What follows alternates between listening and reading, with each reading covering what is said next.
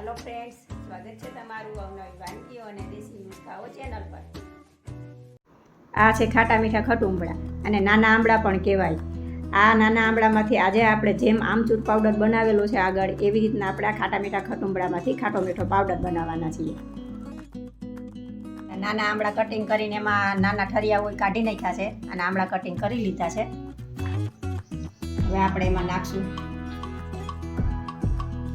થોડી હિંગ, थोड़ा हंचर पाउडर,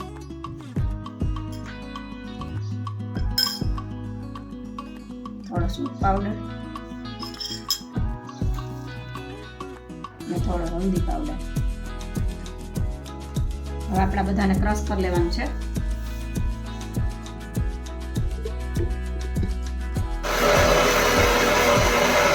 આપણે ક્રશ કરી લીધું છે। હવે આપણે આને પ્લાસ્ટિકની અથવા કાચની ડીશમાં સૂકવવાનું, કારણ કે આમાં ખટાશ હોય એટલે।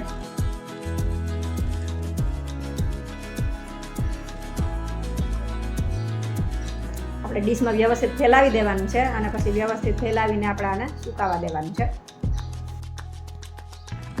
હવે આપણે આને તડકે સૂકવી દેવાનું છે, પૂરી રીતે સુકાઈ જાય ત્યાં સુધી। આપણે આમાં અગાઉથી હળદરને એટલા માટે નાખી દીધું છે કે આનો કલર પણ સરસ આવે અને આમાં આની અંદર એનો બધાનો ફ્લેવર બેસી જાય। હવે આપણે આને સુકાવી દઈશું તડકે।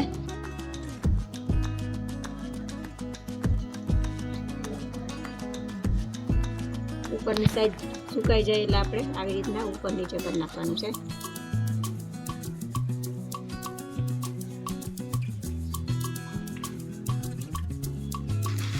આપણા ખટુંબળા સુકાઈને બિલકુલ તૈયાર છે। આપણે ભીનું સૂક્યું હતું એટલે આ બધું ચોટી ગયું છે ભેગું। આપણે એક વખત આને મિક્સરમાં કાઢી નાખશું।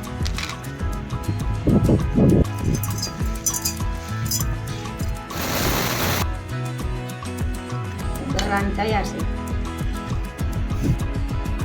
હવે આ પાવડરને આપણે હલકો શેકી લેશું જેથી આખું વરસ બગડે નહીં।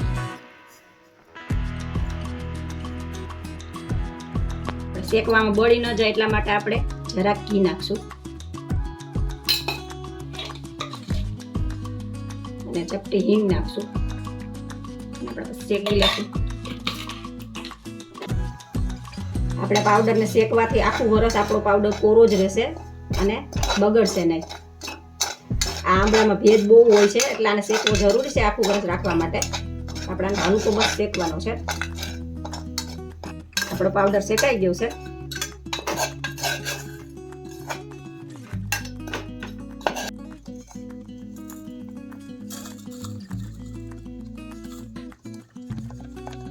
આમાં ભરપૂર માત્રામાં વિટામિન સી હોય છે અને તમે ફાકીની જેમ પીને પણ વિટામિન સી મેળવી શકો છો અને બાળકોને જલજીરાની જગ્યાએ આનો ઉપયોગ કરીને પણ ટેસ્ટી બનાવી શકાય છે કોઈ પણ વસ્તુ। તો તૈયાર છે આપણો ખાટી મીઠી ખટુંબળીનો ખાટો મીઠો પાવડર। અને તમે દાળમાં ઉપયોગ કરી શકાય, લસણિયા બટેટા ચટપટા બનાવવો હોય તો એમાં પણ આનો ઉપયોગ કરી શકાય। જે ચટણી બનાવવી હોય કોઈ પણ ચટપટી વાનગીમાં આનો ઉપયોગ કરી શકાય। તો જો તમને આજની મારી રેસીપી પસંદ આવી હોય તો રેસીપી લાઈક, શેર ને મારી ચેનલ સબસ્ક્રાઈબ કરો।